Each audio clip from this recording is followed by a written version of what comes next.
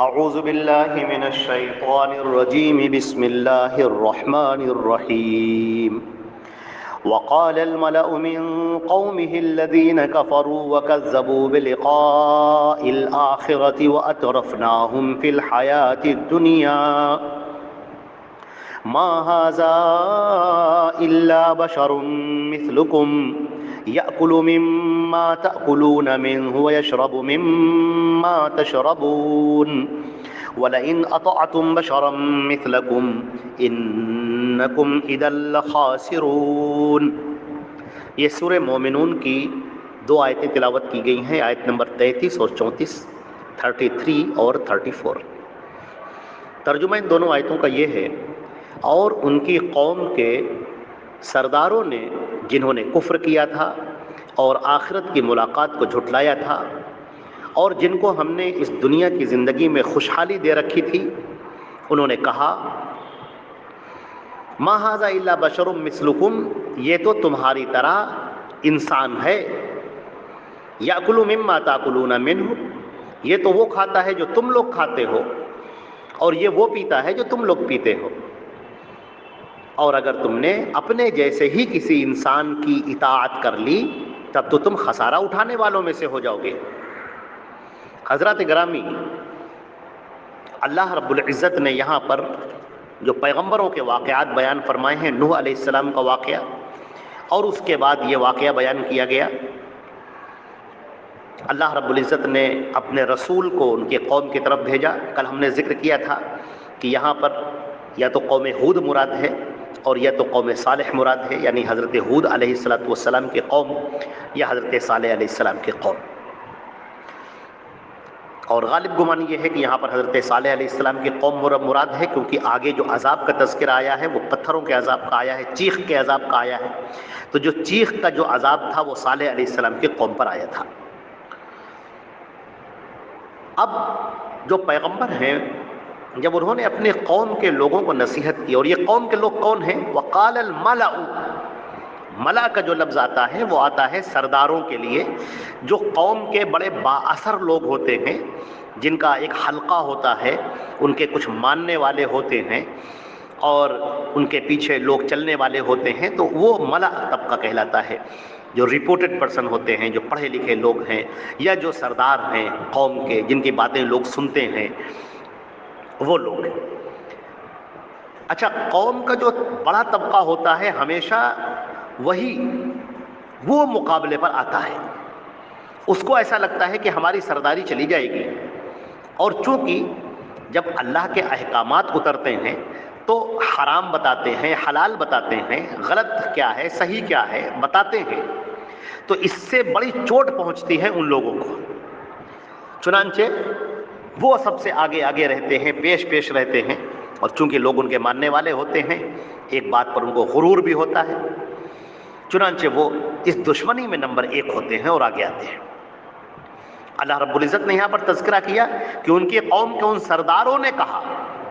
یہ سردار الذین کفروا، جو مبتلائے کفر تھے،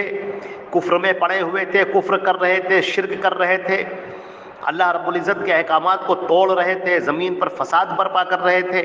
کفر اور شرک میں غلطہ تھے، وہ لوگ کہہ رہے ہیں، اور وَكَذَّبُوا بِلِقَاءِ الْآخِرَةِ، اور آخرت کی ملاقات کو جنہوں نے جھٹلا دیا تھا، جن کو بس یہ لگتا تھا کہ جو کچھ ہے بس اسی دنیا میں ہے، آخرت کچھ نہیں ہے، اللہ نے فرمایا وَأَتْرَفْنَاهُمْ، ہم نے ان کو خوشحال بنا دیا تھا، فی الحیات الدنیا، اس دنیا کی زندگی میں۔ یہ بھی دیکھا گیا ہے کہ جس کے پاس دولت آ جاتی ہے، خوشحالی آ جاتی ہے، اس کا غرور کچھ زیادہ بڑھ جاتا ہے، اس کا گھمنڈ، اس کا غرور بڑھ جاتا ہے۔ اب اس کو ایسا لگتا ہے کہ ہم نے اپنی محنت سے، اپنی طاقت سے یہ سب کمایا ہے، میں تو بڑا عقل مند ہوں، میں نے یہ سب کما رکھا ہے، اب جو کچھ ہے بس یہی ہے۔ اللہ رب العزت فرماتے ہیں کہ یہ وہ لوگ تھے جنہوں نے کفر کیا، آخرت کی ملاقات کو جھٹلایا، اور ہم نے دنیا میں ان کو مالدار بنا رکھا تھا، تو وہ کہنے لگے، جب نبی کی تعلیمات کو انہوں نے سنا، نبی کی دعوت کو انہوں نے سنا، تو کہنے لگے ما ھذا الا بشر مثلکم، یہ تو تمہاری طرح کا انسان ہے، یہ بھی کھاتا ہے جیسے تم کھاتے ہو، یہ بھی پہنتا ہے جیسے تم پہنتے ہو، یہ بھی پیتا ہے جیسے تم پیتے ہو، اٹھتا اور بیٹھتا بھی وہی ہے، چلتا پھرتا بھی وہی ہے، تو یہ تو ہماری طرح ہے۔ اصل میں انسانوں کی طبیعت بھی کچھ عجیب سی ہے۔ یہاں کا انسان کا ذہن یہ ہوتا ہے کہ ذرا سا اگر کوئی نیک اور بزرگ ہونے لگتا ہے تو فوراً اس کو فرشتوں سے ملا دیتے ہیں، دیوتا بالکل بنا دیتے ہیں، فرشتوں سے ملا دیتے ہیں،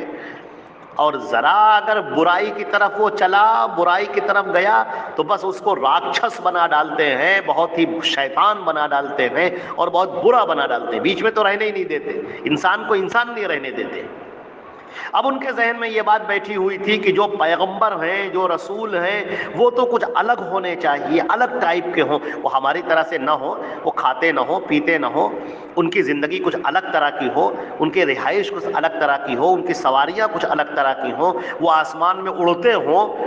اور وہ کھانا نہ کھاتے ہوں، اور وہ بالکل ایک الگ طرح کے ہوں، ایک انسانوں جیسے نہ ہو، ہم جیسے نہ ہو، الگ مخلوقات ہوں بالکل وہ۔ یہ ان کے ذہن میں بات بیٹھی ہوئی تھی کہ جو مقدس ہوتا ہے، جو محترم ہوتا ہے، جو رسول ہوتا ہے، وہ ایسا ہوتا ہے۔ اللہ تعالیٰ نے فرمایا کہ ایسا بالکل نہیں ہے، تم انسان اس زمین پر رہ رہے ہو، انسان رہو، تو ہم نے تمہیں میں سے ایک شخص کو چن لیا ہے جس کو ہم نے مناسب جانا، اور اس کے اوپر ہم نے اپنا فرشتہ نازل کیا، اس کے اوپر ہم نے کلام اتارا، اس کو ہم پیغام دیتے ہیں، اور یہ ہم اس کو ذمہ داری دیتے ہیں کہ تم جاؤ اور ہمارے اس پیغام کو اپنے باقی گاؤں کے لوگوں کو، بستی کے لوگوں کو بتا دو۔ تو نبی جو بنتا ہے، جو کام ہوتا ہے، وہ اپنی مرضی سے نبی نہیں بنتا ہے۔ ایسا نہیں کہ اس نے کوئی بڑی محنت کی ہے، بہت تعلیم حاصل کی تو نبی بن گیا، ایسا نہیں ہے۔ اللہ رب العزت انسانوں میں سے، اس بستی میں سے جس بستی میں رسول بھیجنا ہوتا ہے، وہاں پر اللہ رب العزت ایک کو چن لیتے ہیں، اور چننے کے بعد ان کے اوپر رسالت ان کو نازل فرماتے ہیں۔ اور اسی طرح سے جب اللہ نے نبیوں کا سلسلہ ختم کرنے کا فیصلہ کر لیا، تو اللہ رب العزت نے پوری دنیا کے لیے قبیلہ قریش میں سے مکہ مکرمہ میں حضرت محمد مصطفیٰ صلی اللہ علیہ وسلم کا انتخاب فرما لیا، اور ان کو نبوت کے لیے منتخب کیا، اور ان کے اوپر اپنا پیغام نازل کیا، اپنی رسالت نازل کی، اور ان کو پیغمبر بنایا، رسول بنایا کہ تم اب ہمارے اس پیغام کو سارے لوگوں کے سامنے پہنچاؤ، اور تم اسی طرح سے رسول ہو جیسے کہ بہت سارے رسول ہم نے پہلے بھیجے، جیسے ابراہیم تھے، نوح تھے، اسحاق تھے، اور یعقوب تھے، اور یوسف تھے، اور موسیٰ تھے، اور عیسیٰ تھے علیہ السلام، جیسے ہود اور صالح تھے علیہ السلام، ویسے ہی ہم نے تم کو نبی بنایا ہے۔ اس نبی بننے کا یہ مطلب نہیں ہے کہ وہ انسانیت سے، بشریت سے خارج ہو گئے، ایسا نہیں ہے کہ اب وہ بشر نہیں رہے، اب وہ انسان نہیں رہے، اب وہ الگ ہی مخلوق ہو گئے، الگ ہی چیز ہو گئے، ایسا نہیں ہے۔ ان کا مرتبہ بڑا ہے، مقام بڑا ہے، تمام انسانوں میں سب سے افضل، جناتوں میں سب سے افضل، فرشتوں میں سب سے افضل، وہ سید الخلق ہو گئے، تمام مخلوقات میں وہ سب سے بڑے ہو گئے۔ آپ نے فرمایا انا سید ولد آدم ولا فخر، میں تمام اولاد آدم کا سردار ہوں اور اس پر کوئی فخر کی بات نہیں۔ تو